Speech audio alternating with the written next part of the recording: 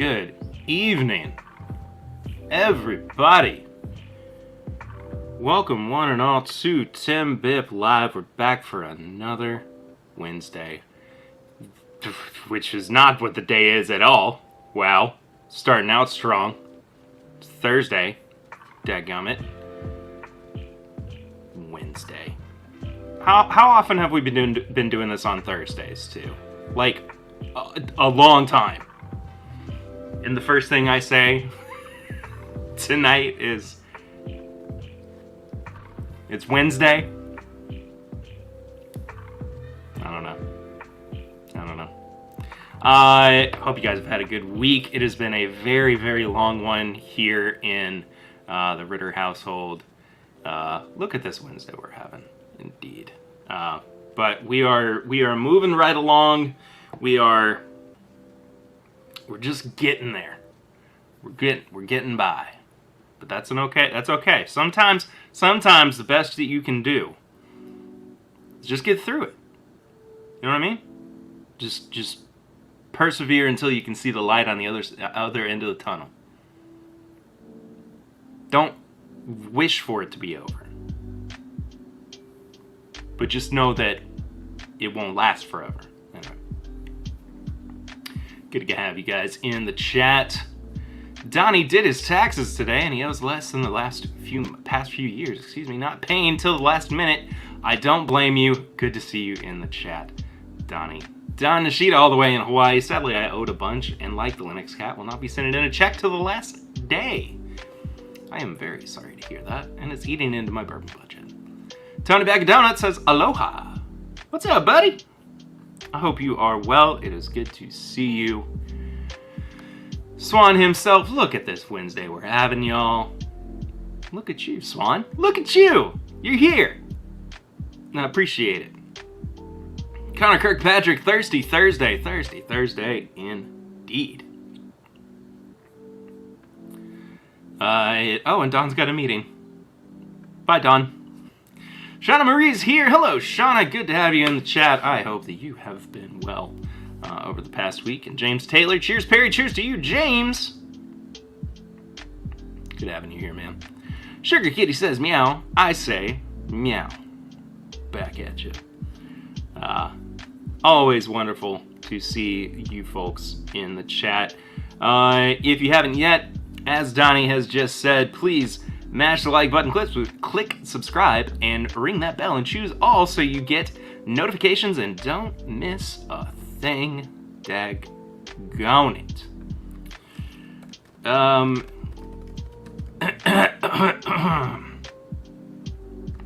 Excuse me. So, tax time. Taxes, tax season, all that good stuff. And the funny thing is too, I mean, when the audio version of this comes out in your TIMBP audio feed, it will be tax day. So Tuesday, I would like to decline that AP news.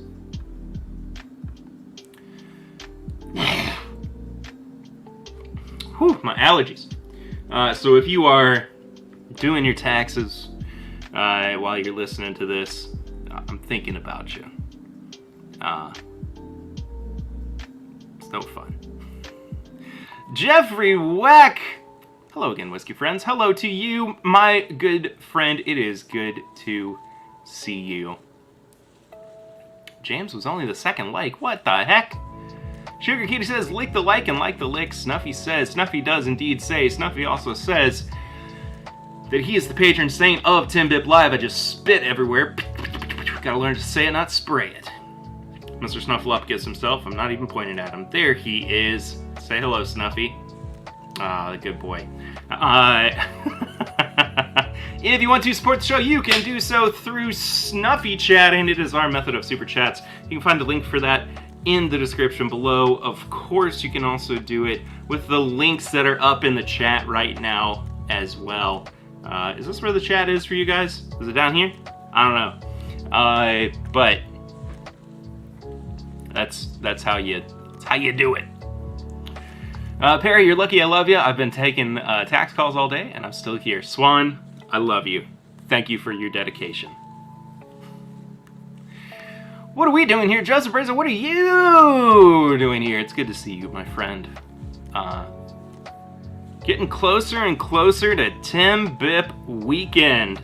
This is my Bourbon Podcast weekend. TIMBP Live, of course, is just around the corner. Memorial Day weekend. You can find links for all that stuff on social media. Going to be having the wonderful Peggy No Stevens joining us for a portion of the weekend where she will be doing a tasting for some lucky folks, and she will also be a part of our live show. It's all good stuff. And Jeffrey Wack is going to be there. How about that? Joseph Brazo is going to be there. Swan is probably going to be there. Donnie and Diana, I don't think you guys said you can't make it, right? Don Nishida is gonna be there. Tony Bag of Donuts will be saying aloha, and he will be there. It's gonna be a great crowd. You're gonna have a super awesome time. Can't make it for the whole weekend? No problem. Come hang out for the live show. It's going to be wonderful. I think you guys are really going to enjoy it.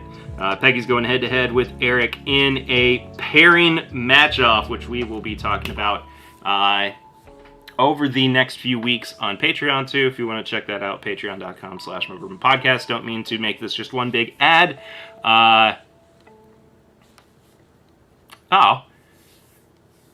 I'm distracted tonight by the tears welling up as I watch my favorite hockey player play his final game as a Blackhawk, but I have some new bourbon to drink tonight. There you go, Tony. Can't make it this year. That's what I figured, but it is all good. I appreciate you, Donnie, and all the things that you do for TIMBP as it stands.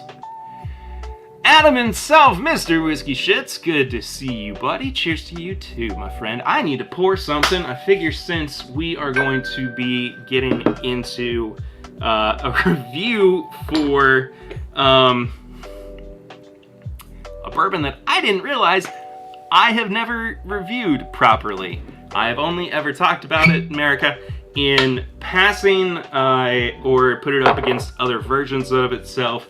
Now, of course, it is a batch product, so this is going to be just to this particular one.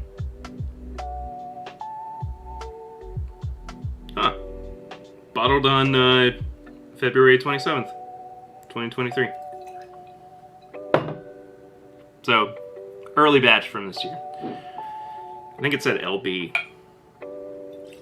So, we will get to that. But this is a 2022 from September 19th. Oh, snap! Seriously? I think that's the day I started the job I'm in right now, but when I started a new job at the time.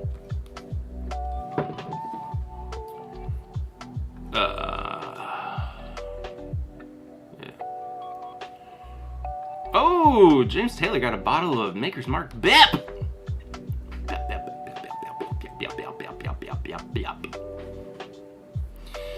Oh, BEP.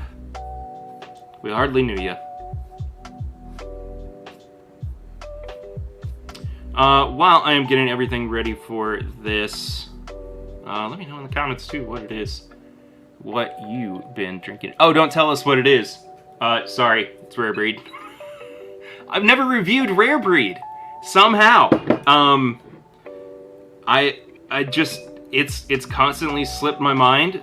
We did the Rare Breed Rye when it first came out. We also have done a flight, a vertical we called it at the time, which was not even completely true because there were other expressions of it, or other editions of it that we did not have in the vertical. But so, gonna finally be getting into the bourbon. Wilderness Trail Pick at 115. Yikes! That's awesome. Hello, Emily Chambers. Cheers, y'all. Mash y'all's the buttons. Snuffy needs snacks. He does indeed. That's not the bottle you held up just a minute ago? Oh, this was Turkey 101.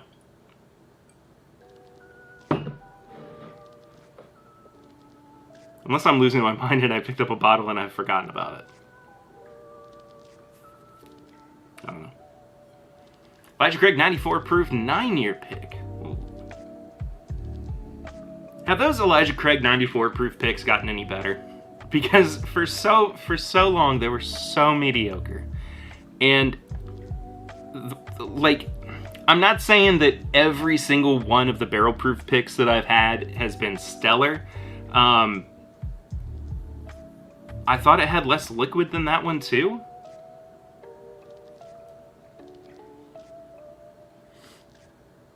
Did I slip into a different... Hold on. What's going on here?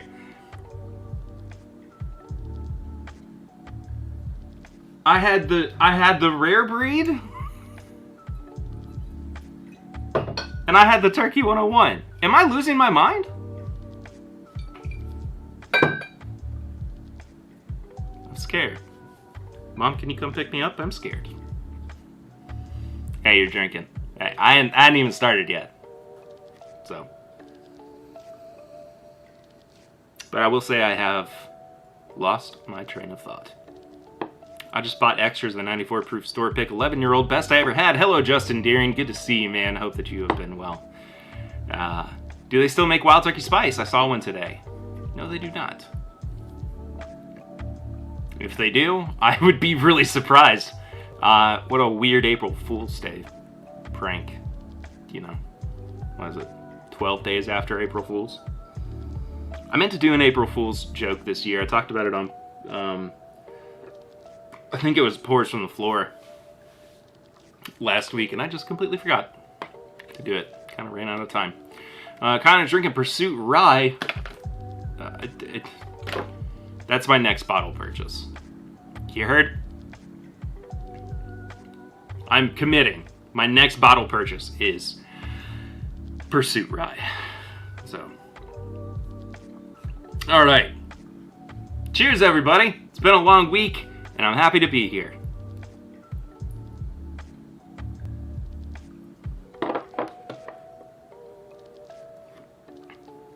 Always look forward to Thursday. Always look forward to it as well, Justin. It's good to have you along, man. Always good to have a familiar face stop by.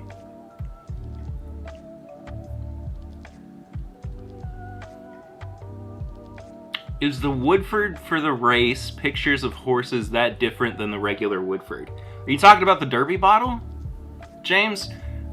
Because if so, the short answer is no. It's just regular Woodford that they put in there. Or as far as we know, I mean, it would be interesting to get one of those, like, commemorative edition bottles. Because, you know, Woodford does theirs. There's, oh, snap, 4/15 is a good day. It's my second birthday. That's awesome. Happy second birthday, Emily. Couple days away, but still. Happy early birthday. Second birthday. But yeah, so Woodford makes those Derby bottles. And then, like, Makers does... I mean, they do commemorative bottles all the time. Kentucky wins a national Okay. Kentucky hasn't won a national championship in a while. Kind of, like, something caught in the back of my throat when I said that. Not out of, like... It was more out of, like, a, hey, that's not true kind of way. Not like a, it hurts me physically to talk about this. But, yeah, like... When University of Kentucky wins a national championship, or I don't know. I mean, they just do commemorative bottles all the time, and so I would just be curious to, like, do that. Maybe that's a stream. Maybe that's one that we do in the future. Get a Derby bottle from Woodford. Get some kind of special bottle from Makers. Put them up side by side against the typical offerings. I mean, I can pretty much guarantee that they're going to be largely the same, I would say. But who's to say, man? I mean, genuinely, I've never cracked one of those bottles. I know that Will and Grease over at the podcast years ago cracked open a Secretariat Maker's bottle. I think it was Secretariat. Maybe it was American Pharaoh. I think it was American Pharaoh. Maker's Celebration commemorative bottle, whatever you want to call it. And they said it had something special going on. So, I mean, maybe. I don't know. But we'll do it for the science. All right. So I think this is probably one of the more topics that get a little weedy and get a little bit like maybe I'm in over my head about this. I had actually reached out to Brian Hara, Sippin' Corn, who has a much better understanding of the law of all of this. But at the very least, I can wildly speculate about some of the implications of this new removal of the barrel taxes in Kentucky, at the very least for bourbon. So let's go ahead and get into some of this. I'm going to share my screen. This is coming from apnews.com. Let me see if I can fill this up just a little bit more. What do I have to do? There we go. That's better. That looks much better. So, Kentucky Bourbon Makers Toast Bill phasing out barrel tax. This is from a couple weeks ago. But it's not something that is, off topic, I would say right now. Whiskey Knows, what's going on, Marty? Hope you are well. I also cannot really... There we go. That's better. Want to bet the prices come down? Absolutely not. These prices are going to stay high, and people are going to either jump ship or just stick it out. I will say, though, I mean, I'll stick with Turkey 101 if I have to, but regardless. Okay, so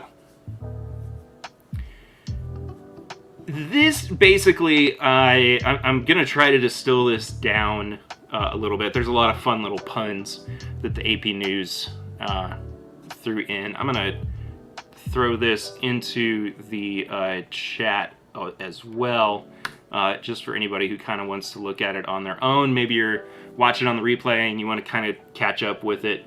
Things aren't moving at your speed, whatever. Here's the article for you. But the way that this is set up, essentially, is that for every barrel of bourbon that you have at a distillery, you are paying property tax on. And the one kind of instance that we're always pointing to, or that we have over the past few years, is Heaven Hill, who, I don't remember exactly who said it. It might have even been Bernie Lovers, that their tax payments just on barrels that have been resting on site yearly, it's about $1 million. $1 million, not even on tax, like not even on bourbon that is in the bottle that people have paid for. It's just bourbon that is sitting there maturing. It's crazy, absolutely crazy. State's $9 billion let's start that sentence again. The state's $9 billion distilling industry seized the bill's passage last week as a milestone to help secure bourbon supremacy in Kentucky. This was indeed signed. This measure was by Governor Andy Beshear. Price per barrel, I do not know exactly, James, but I would be curious to know. And just kind of scanning the article, I'm not seeing anything. Okay, here we go. Aging barrels of spirits are taxed at both the local and state levels. At the state level, it's 5 cents per $100 of assessed value. At the local level, it's based on each county's property tax rate. Last year, the total tax assessed value of all aging barrels in Kentucky reached a record level, surpassing $5 billion, the group said.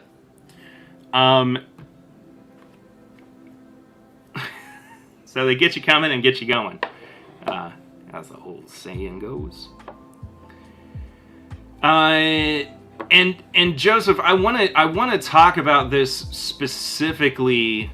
That's a lot of money no longer going to schools and roads and parks and cops and such. Yes, I want to come back to that. I just kind of want to get some of the logistics of this out of the way. So the industry projects local revenues from barrel taxes as they are phased out from 2026 through 2043 would not dip below 2025 baseline levels until 2039. The projection is based on 10% annual industry growth. If growth continues at higher rates, it would be later before revenues fall below that baseline. That statement is making a lot of assumptions about whether or not bourbon is going to increase in popularity the way that it has over over the past few years, of course. I would be willing to bet that within that time frame of 2026 to 2043, there will be some kind of bubble bursting that happens. So there's that aspect of you can estimate all you want. You know, you can throw stuff at the wall, see what sticks, and at the end of the day, there's no clear way to ensure that things are going to happen one way or another. This is a tax cut for a booming industry, said Candy Massaroni of Bardstown, and ultimately this is going to put more of a tax burden upon my constituents. So yes. Let's go ahead and I hate these like AI generated articles that they put at the bottom of. Anyway, so I want to talk about like the negatives of this for sure. Tony Benavides is here. Hello, Tony. Good to see you, man. Low per bottle for a 10-year likely. Is that low or law? Low. I'd pay it for state revenue, likely won't affect sales. I doubt it. I doubt it would affect sales. Large global events like wars and pandemics can impact all these things, variables. Yeah, absolutely. That being said, people were still buying bourbon during the pandemic. So it's is there something I'm missing? I don't think I am. No, I just needed to. Anyway, the pandemic was proof that people were still buying bourbon. Good times, bad times, no matter what. People are going to drink alcohol. They just are. That's just part of it. Russians buying vodka in Ukraine.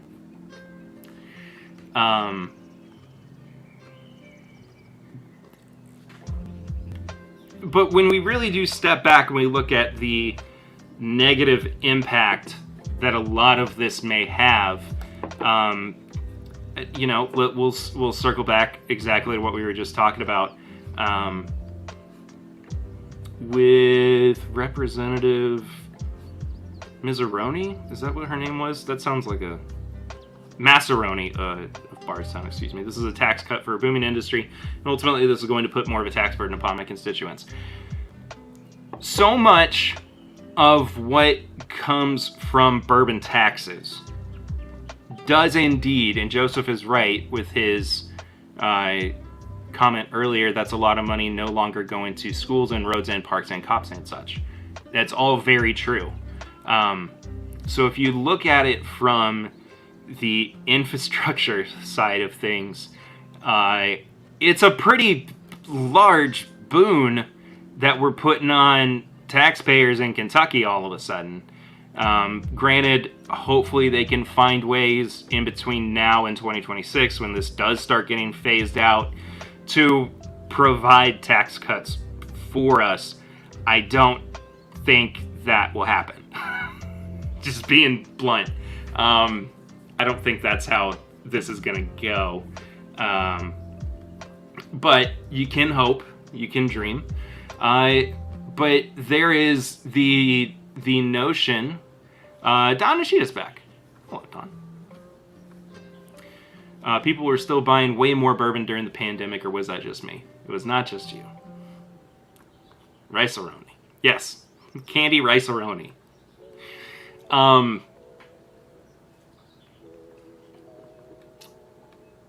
I can't remember exactly who it was that said it, and I actually just heard it recently,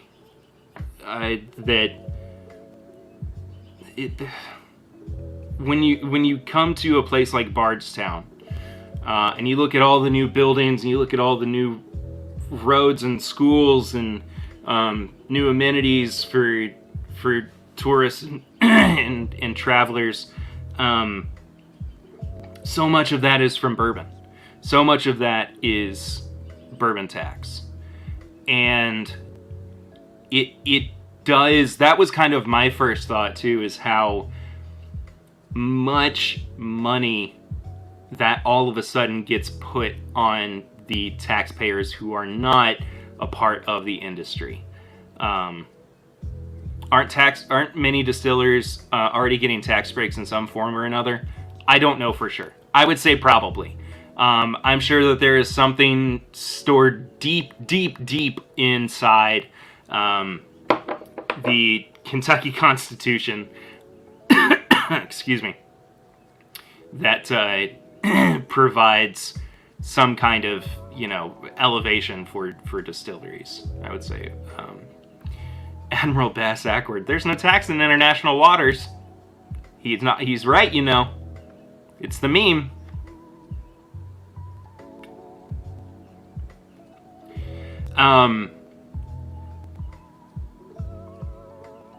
And so,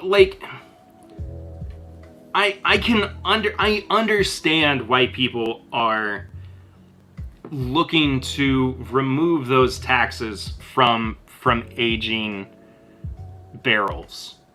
It's not directly in the hands of the consumer. You don't know how long some of those barrels are going to age for. Like I said, they're going to get you coming and get you going. I mean, that's the way it is. Does hospitality tax make up for the loss of the bourbon tax? I don't know if makes up for is the right phrase. I think that it will probably help eliminate some of the stress, but again, that's anticipating that there will still be this consistency of tourism and interest and dedication to bourbon that we've been seeing. So I'm you think yeah, I did say it was 5 cents per $100 of assessed value. Whatever you want to, attribute that to. If not actual tax breaks, then surely incentives. Yes. Now, I think, James, what you're getting at here too, by bringing up the actual math of it all, 5 cents per $100 out of the barrel. Say that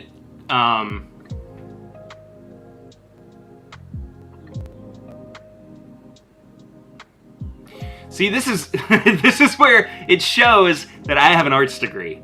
A deeper look at the taxes paid by Kentucky's distillers reveals that recent changes to the corporate tax structure and continued availability of generous corporate tax breaks.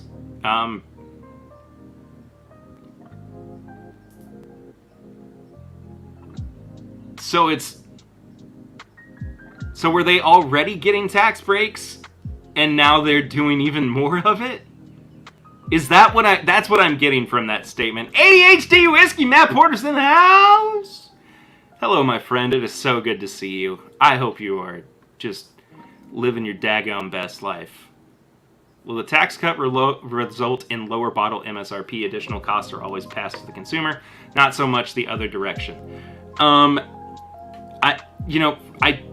guess I kind of touched on it a minute ago. $250 per barrel value, roughly $5,000 assessed barrel value. I think that's probably the low end of the low end of a median cost, or of a barrel, the minimum cost, I guess. So I mean, you take a distillery that's got, 30,000 barrels. Okay, well, see, now I'm curious if we're just assuming that Heaven Hill is paying that $250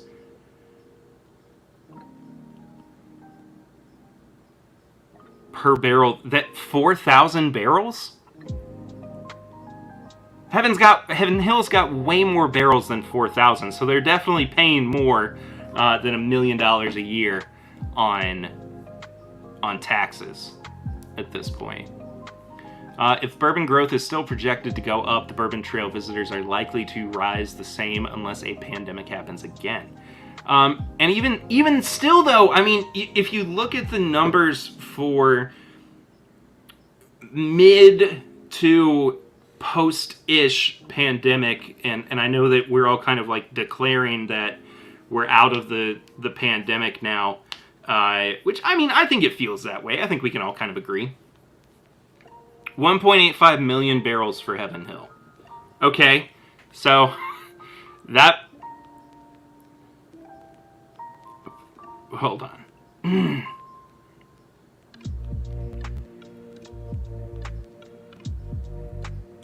So they'd be paying $462 million a year?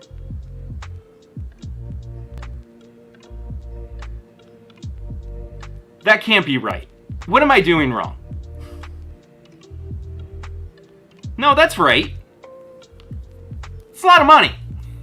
It's a lot of money that Heaven Hill's paying in taxes just on the barrels. How many distilleries undervalue barrels to save on taxes? Probably all of them. Probably all of them. If a distiller owed $10 million in barrel taxes but only $8 million in income taxes, it would get a $2 million check from the state in addition to the cancellation of the $8 million in income taxes. That's a heck of an incentive. That's an incentive if I've ever heard one.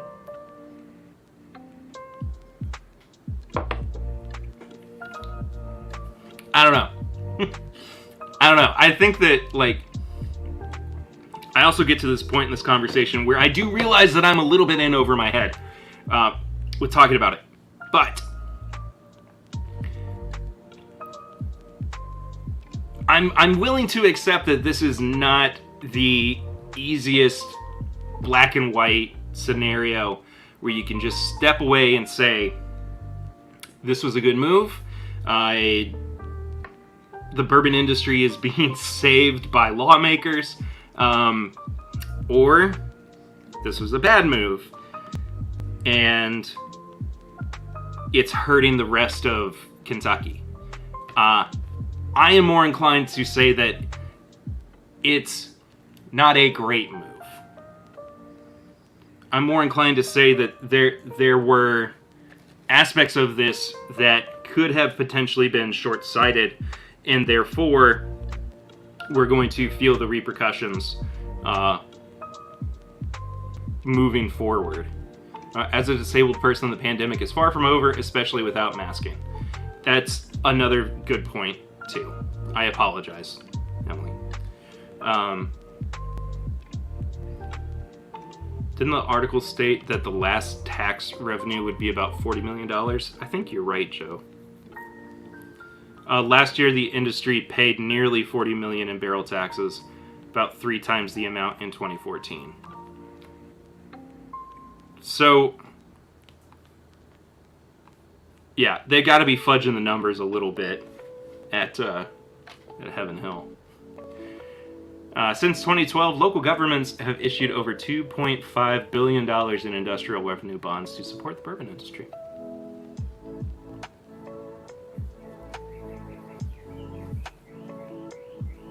Dang.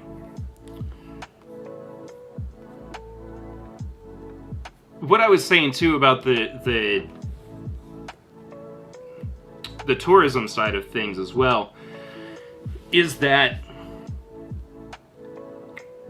even as things were starting to kind of creep their way towards being open, we were still seeing an influx of people who were so ready to get back to distilleries and do tours and do tastings and hang out with their friends and stuff like that, because, you know, you want to drink and hang out, and there's the kind of lifting of expectations in some capacity. So, I mean, in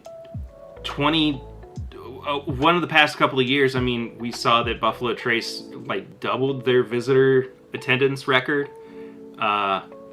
which is insane. It's insane. And you're right, if it does continue to increase in the way that it is kind of looking right now, it's going to be fine. The tax, tourism tax, hospitality tax is going to at least lift some of that burden. I think that's a very fair assessment.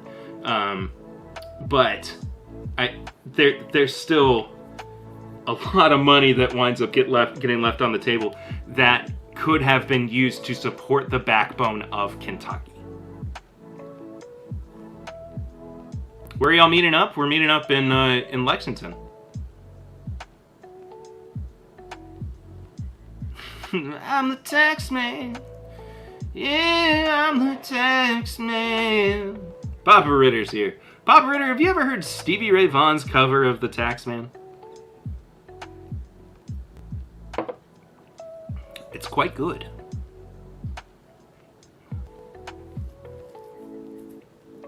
Yes, do come hang out with us, James. It would be lovely. Look at the dates, man. Absolutely. See, this is how stuff happens. SRV Taxman? It's good stuff, man. It's fun. It's just... The Beatles version is also a cover? Oh, I didn't know that. Link to tickets.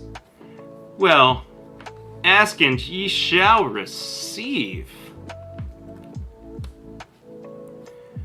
Boom, boom, bada, boom, baby. Sorry it's not in the description. It will be in the description later. I apologize. And there is also a hotel link that Eric has. I don't have it handy right now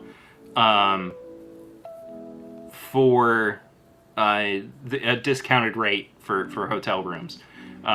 So, James, I will work on getting that for you as well if you are indeed coming to hang out with us.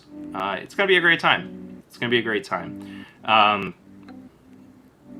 think that one of the things that has not been well established, and I apologize for this, is that for anybody who's kind of like seen the VIP Plus got sold out, and then they kind of, oh, it was written by George Harrison. I thought it was, but it doesn't matter. Finally finished Get Back episode 1, so great to watch their process. The Get Back series is so good, man. It's absolutely fantastic. Excuse me, my goodness. It's just it's very much in the weeds, and I did still kind of binge it, I suppose, but it took a little while to get through it. I'll find SRV's version, but I'm pretty sure George Harrison wrote Taxman. I'm pretty sure he did. I don't know. But so there was the VIP Plus ticket, and then there's the VIP, right? Yes, VIP Plus is sold out. VIP is everything that Plus gets except for a tasting with Peggy that they are going to be doing Saturday night before the live show. There is still going to be a tasting on Saturday night for VIP folks. May have to split the weekend. Hey man, you do whatever you want to. It'd be great to see you rolling up. Bouncing back and forth. That's pretty funny. Anyway.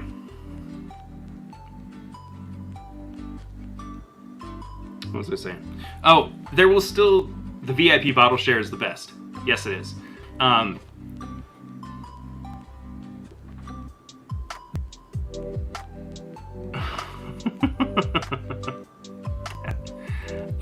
But yeah, there is still just as much value in the VIP as there is VIP Plus.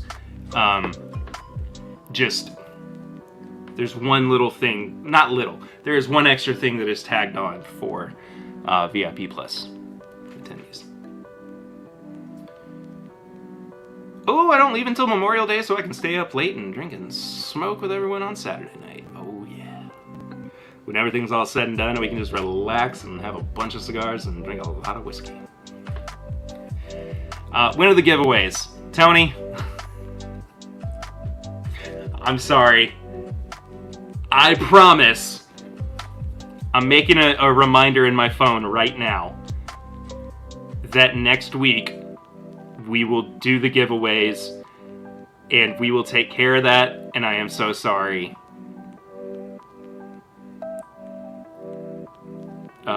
Date April 20th. Golly, April is flying by. I'm gonna set 6 o'clock for the time so I can remember. And there we go. Boom. Done. Are you requesting the room next to the courtyard again? VIP Plus includes a slow dance with Peggy. That's funny. Anyway. So that's just kind of my thoughts, my thinking about the new taxes with or the removal of taxes, I suppose. So that's that. Gotta keep me honest. Absolutely gotta keep me honest. Gotta keep me in check. I'm so sorry. I love you guys so much. That's one of those things where I don't think about it until it is the most inopportune time for me to do something about it. And so it very largely gets like, I'm just the worst for saying this. It just gets like pushed to the back of my mind. And I'm so sorry. You guys deserve better than that. And I will do better about that in the future. I promise.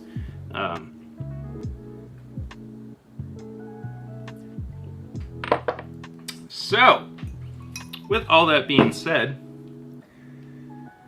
we are going to review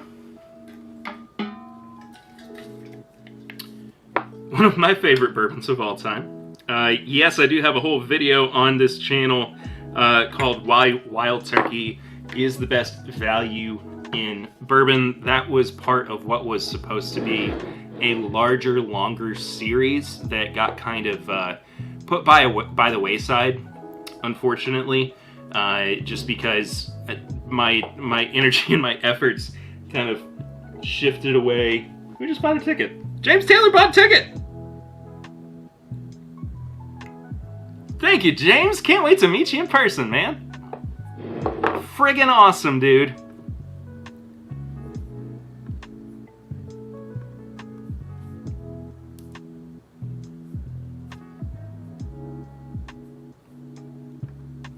General tickets bought is 8. So I have to split the weekend. Looking forward to meeting everyone in person.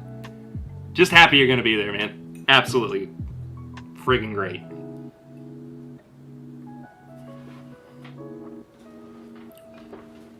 Also, oh, I've seen fire and I've seen rain. There was that God's Love We Deliver fundraiser, Love Rocks NYC, I think is what it was called, that John Mayer Trio played for. I watched the live stream, and James Taylor played right before John Mayer Trio. Absolutely freaking killed it, man. The guy is, oh, you can't find durian cakes. Younger and have more hair. There you go. But musician James Taylor has still got it. He is still fun to watch. He's not, he's not like a rock. He's not a rock star, right? But he's killing it though, man. Anyway, so like I was saying, kind of lost steam for a lot of the YouTube stuff. Just as I've become so much more busy than I ever anticipated, and I just don't have the time and energy to devote to one more thing at the moment. Musician James Taylor never lost his voice. Saw him in the late 90s at the New Orleans Jazz Fest. I always wanted to go to the New Orleans Jazz Fest. But I do hope to eventually kind of have the chance to do more YouTube stuff again. Just priorities shift and you become a dad. So, Wild Turkey Rare Breed Kentucky Straight Bourbon Whiskey, barrel proof, 116.8 proof. As I said, this is a 2023 batch, LLLB 27, I guess. I don't know. Bottled on February 27th of this year.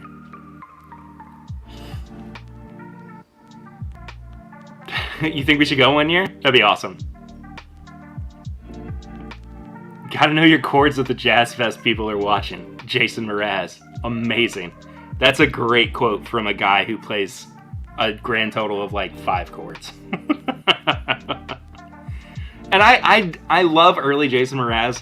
I haven't listened to a lot of his newer stuff. Just kind of... what I have listed... I mean, the last... what was that album? It had like a white cover and then a pencil drawing of his face. Beautiful Wreck? Is that what that album was called? Or A Beautiful Mess? And what a beautiful mess this is. I think that's what that album was called. Need to see him live. I've heard him... I've heard his live albums, or I've heard live stuff that he's done. Really cool. Really good. I think that he and Jack Johnson fall under that camp of like...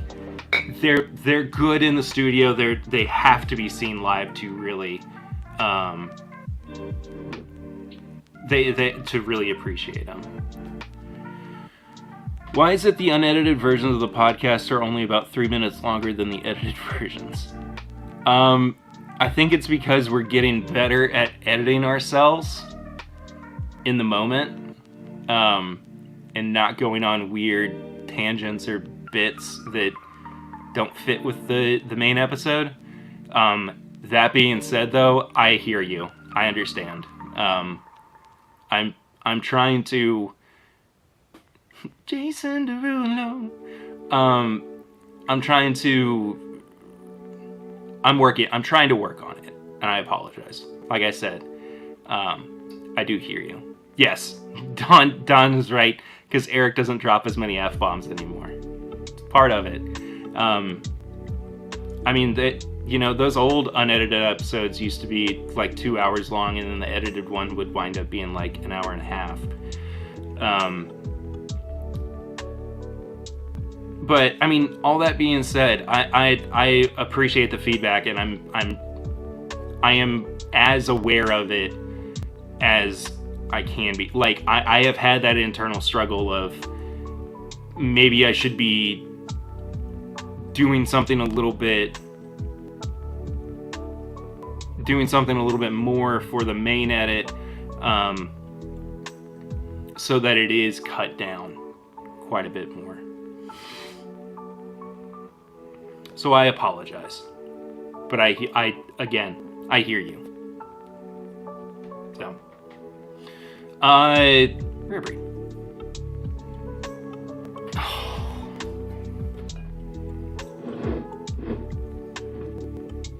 Now, I will be completely transparent. I bought this bottle this week.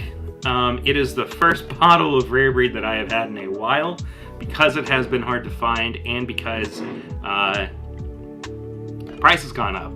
But I found it at Kroger for $52, which was on sale from like $65. So, I mean, as far as Kroger goes, they haven't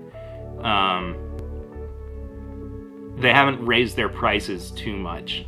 But there is still an increase. There definitely is. That being said, though, it's just worth it, man.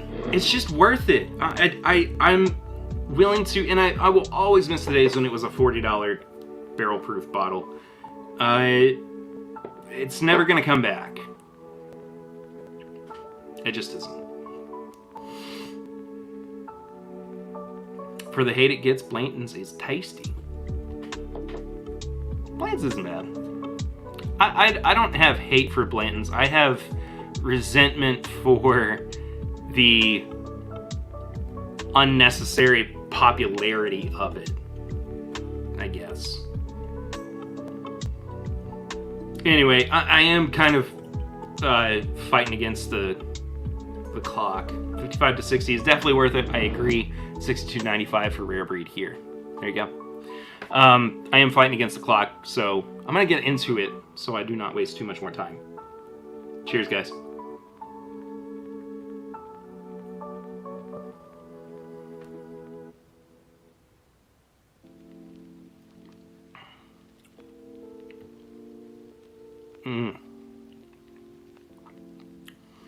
Yes, there is heat to it. Yes, there is a bite.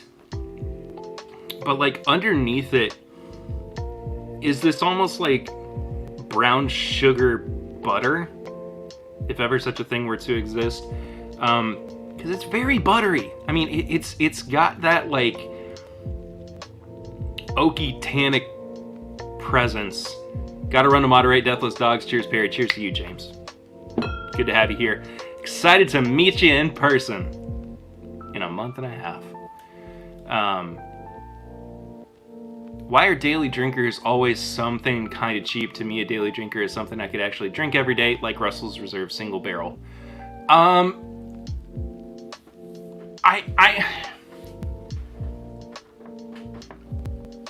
don't have a good answer for that off the top of my head.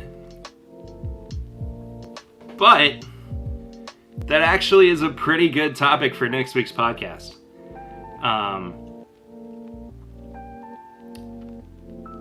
Next week, brought to you by Brazo Orthodontics. I don't have those graphics up anymore, or I would show them. But yeah, next week. I like that question a lot, Joe. And I'm gonna save it. I'm gonna savor it. It's something that we should talk about. And the thing, like with my daily drinkers, it is something that I enjoy. I'm not trying to like resign myself to something that I kind of like. It's just usually something that is more affordable, more available. Chris, the Whiskey Smoke Explorer, is here. Hello, Chris. Good to have you. Hope you've been well, buddy. Where are people going? I've been on a Rare Breed kick for the past couple of weeks. Love the peanut buttery note it has and a little funk. The funk is one of my favorite parts about it, too. I would be willing to bet that this particular batch has some older product in it, 12 years and up. It's got a depth of character that is indicative of those older those older barrels, whatever, that sometimes go into Rare Breed. I'll do a quick nose, palate, finish, and price so we can get things wrapped up. Oh my gosh, then no, I just don't, I'm not left wanting. I drink Rare Breed and it is what bourbon is supposed to be. That is how I genuinely feel about Rare Breed. I'm trying to be nitpicky about this, and I'm going to be a little bit, but not so much that that it's going to be taken as, I don't like this, if that makes sense. Nose, 4.5, palate is a 5. Both are just, they work so well together with each other.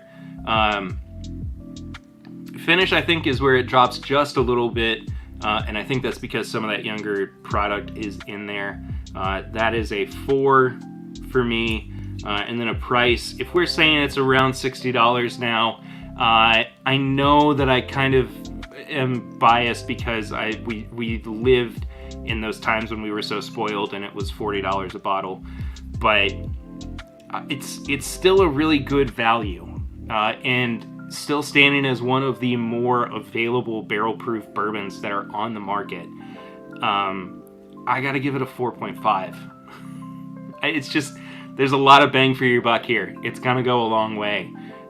So that gives me a grand total of, hold on, 9, 5, 14, 18 out of 20.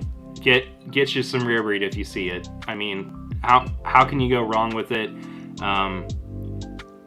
It's everything you love about Turkey 101, but just ramped up to the next level, and then some. So, thank you guys so much for watching. Thank you so much if you are listening to the audio version of this in the TIMBP audio feed. You guys are always the best. Go follow on social media if you have not done so already. A daily drinker should be something you never get tired of, regardless of price. I agree with that. I completely agree with that. And I don't get tired of my daily drinkers. I just don't. So I'm in that camp, man. I'm in that camp. I get it. So, yes. Thank you guys. Thank you for your support, and all that good stuff. I will see y'all next time. But until then, I'm a Perry, and this is a Maya Bourbon Podcast Live. TIMBP Live. Whatever. Crap. I don't know. I saw Mario last week.